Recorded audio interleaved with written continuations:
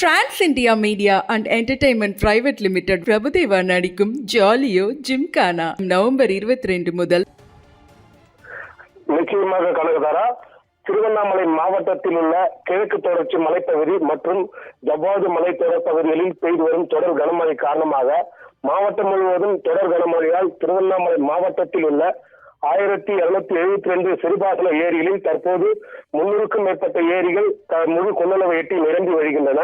மாவட்டத்தின் முக்கிய நீர்த்தேக்க அணையாக விளங்கி வரும் சாத்தனூர் அணை தனது 119 அடி உயரம் கொண்ட இந்த அணையில் தற்போது 118 அடி நீர் நிரம்பி கடல் போல் காட்சியளித்து வருகிறது.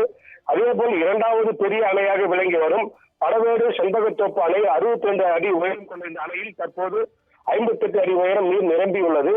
அணையிலிருந்து வெளியேற்றப்படும் நீரினால் தற்போது ஆரணி, போலூர், சேத்துப்பட்டு, செய்யார், வந்தவாசி மற்றும் ஆற்காடு ஆகிய தாலுகாவில் உள்ள 48 கிராம ஏரிகள் நிரம்பி வழிவதால் இந்த ஏரி நீர் பாசனம் மூலம் 8350 ஏக்கர் விவசாய நிலங்கள் தற்போது பாசன வசதி பெற்று வருகின்றன.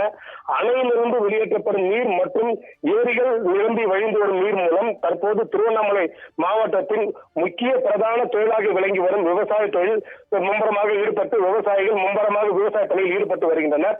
மேலும் வேளாண்மை துறையின் மூலம் அறிவுறுத்தலின் பேரில் மாவட்டம் முழுவதும் தற்போது விவசாய நிலங்களில் வயல்வெளிகளில் உள்ள வயலை உழுது நெல் நாற்று நடவு பணியில் மும்முரமாக ஈடுபட்டு வருகின்றனர். தற்போது பருவ பயிரான நவரைப்பட்ட பயிர் மூலம் நெல் நாற்று பணிகள் நடவு பணியில் தற்போது விவசாயிகள் மும்முரமாக ஈடுபட்டு வருகின்றனர்.